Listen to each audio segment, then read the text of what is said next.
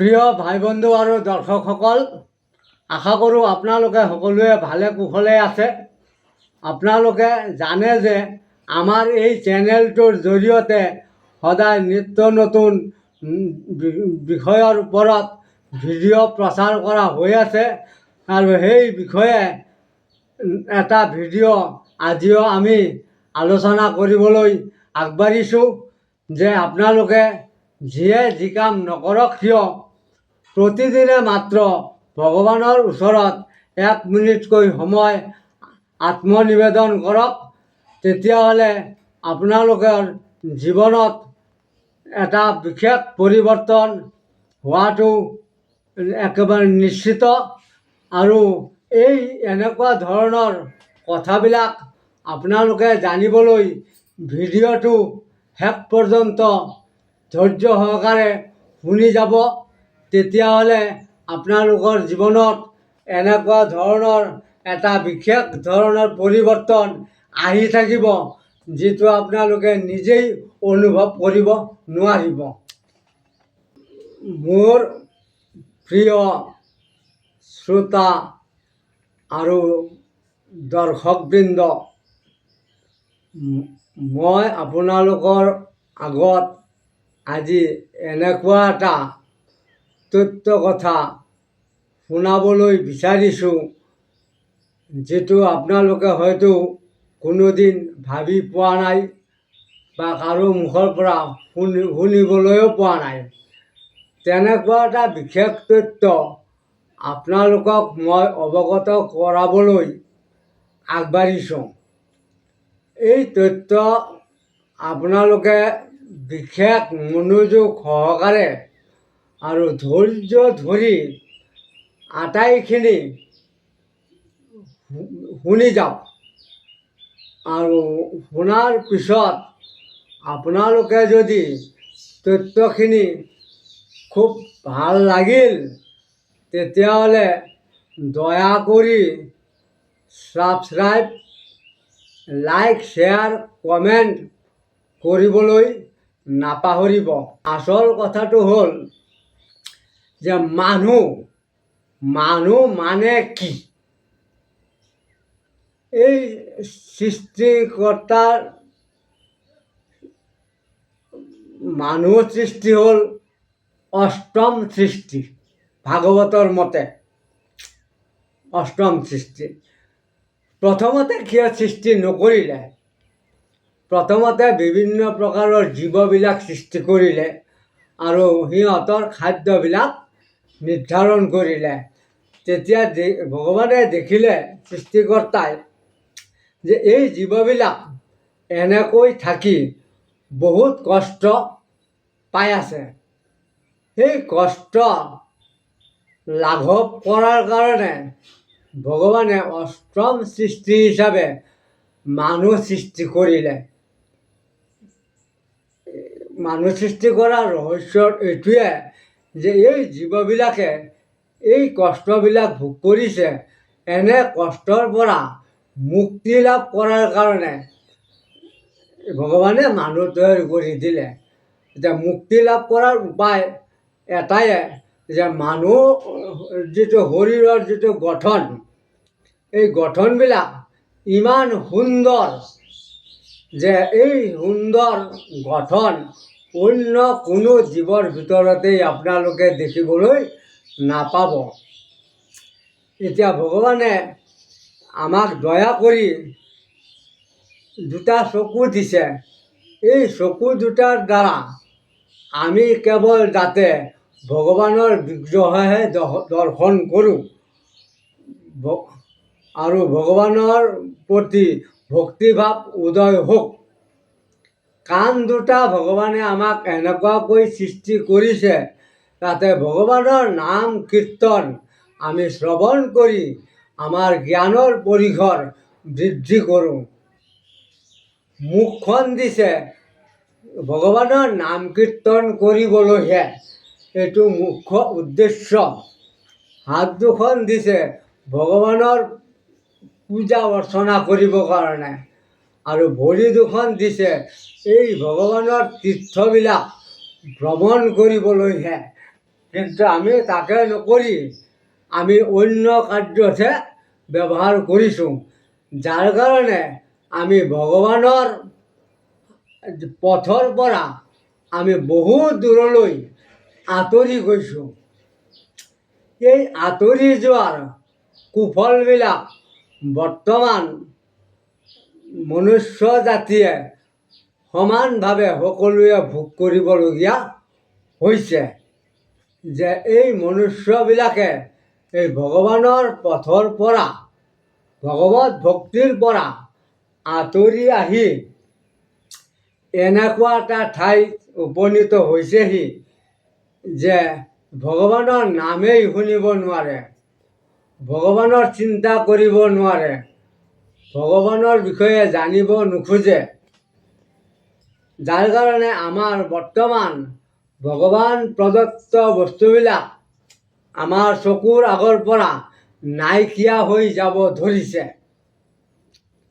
এতিয়া মানুহ সৃষ্টিৰ মূল উদ্দেশ্য হ'ল ভগৱানক আৰাধনা কৰা, আত্মজ্ঞান লাভ কৰা। আত্মজ্ঞান লাভ কৰি আত্মাৰ মুক্তিৰ চিন্তা কৰাৰ বাবেহে মনুষ্য সৃষ্টি হৈছিল। কিন্তু মানুহে সেইটো বুজি নাপালে। বুজি নাপাই কেৱল ধন সোণ অৰ্জন কৰা আৰু ভালদৰে খাই ফূৰ্তি তামচা কৰাটোহে বুজি পালে। অৰ্থাৎ প্ৰকৃত যিটো ৰহস্য তাৰ পৰা আঁতৰি আহিল। আৰু এই আঁতৰি যোৱাৰ আৰু এটা মূল কাৰণ মই আপোনালোকক অৱগত কৰাবলৈ খুজিছোঁ। বৈজ্ঞানিক দৃষ্টিভংগীত মতে ভগৱানক বিশ্বাস নকৰে। এই যে আমি বস্তুবিলাক ব্যৱহাৰ কৰা বস্তুবিলাক, আমাৰ খাদ্য বস্তুবিলাক সকলোবিলাক ভগৱানেহে প্ৰদান কৰিব পাৰে। বিজ্ঞানে এই ক্ষেত্ৰত একো অৱদান দিব নোৱাৰে। বিজ্ঞানে নতুনকৈ যিবিলাক বস্তু হয়তো তৈয়াৰ কৰিছে, সেইবিলাক মানুহক ভগৱানৰ পৰা বিচ্যুতি কৰিবলৈহে তৈয়াৰ কৰিছে, তাতে ভগৱানৰ চিন্তা নকৰক। এতিয়া এই হিচাপে বিবেচনা কৰি গ'লে আমি যে এটা কথা স্পষ্টভাৱে জানিবলৈ পাম, এই বিজ্ঞানেই হ'ল কলি। এই বিজ্ঞানেই কলি। এই কলিয়ে মানুহবিলাকক ভগৱানক তত্ত্ব কথা জনাৰ বিপৰীতে কেৱল ভোগ লালসা সলনি কৰি পেলাইছে। যে কেৱল ভোগ কৰা, লালসা কৰা, লোভ কৰা, এইবিলাক কলিৰ কৰ্ম। এতিয়া কলিৰ যিবিলাক স্থান সেইবিলাক বিজ্ঞানে ঠিক কৰি দিছে যে এনেকুৱা জেগাবিলাকত গ'লে তোমালোকে ভগৱানক পাহৰিব পাৰিবা। এতিয়া যিসকলে গীতা অভ্যাস নকৰে, ভাগৱত অভ্যাস নকৰে, ভগৱানৰ নাম নকৰে, তেওঁলোকে কলিৰ গৰাহত পৰি মৃত্যু সংসাৰ সাগৰত যাই পৰি আছে।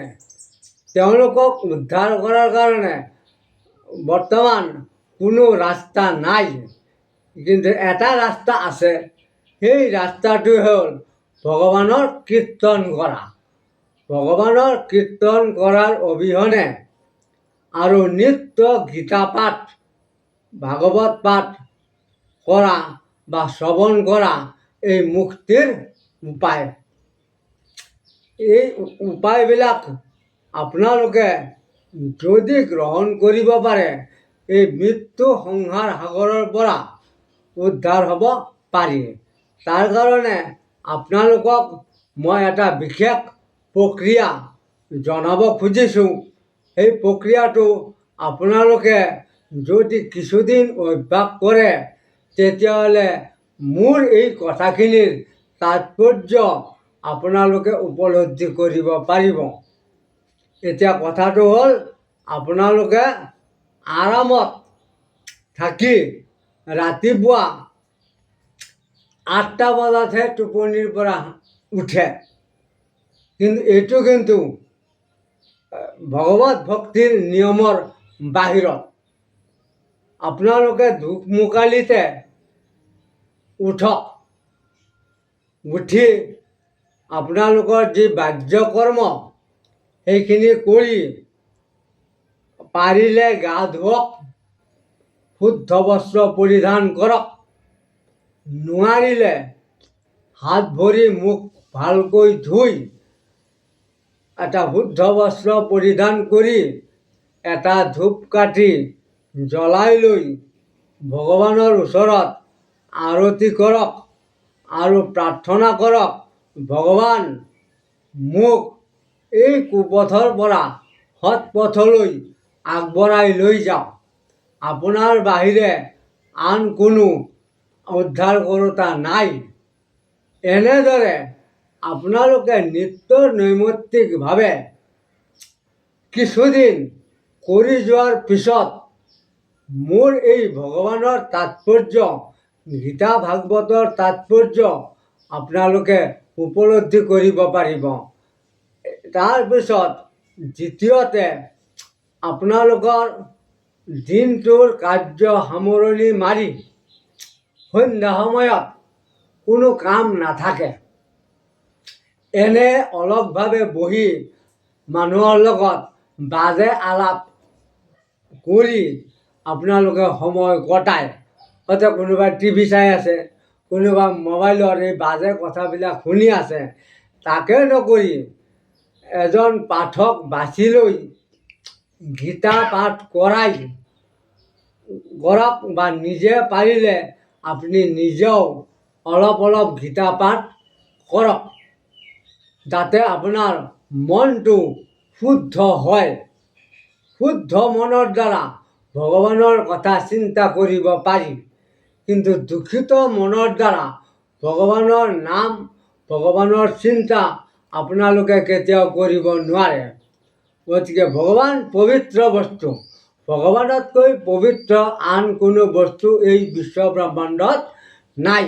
গতিকে তেনেকুৱা এটা শুদ্ধ পবিত্ৰ বস্তুক আপোনালোকে অনুকৰণ কৰক, আপোনাৰ হৃদয়ত স্থান দিয়ক, যাতে আমাক এই মৃত্যু সংসাৰ সাগৰৰ পৰা উদ্ধাৰ কৰি তেওঁ আমাক সদ্গতি প্ৰদান কৰক। এনেদৰে আমি ভগৱানৰ চিন্তা কৰিলে আমি আমাৰ এই ধ্বংসপ্ৰাপ্ত সমাজ, দেশ পুনৰুদ্ধাৰ কৰিবলৈ আমি সক্ষম হ'ম।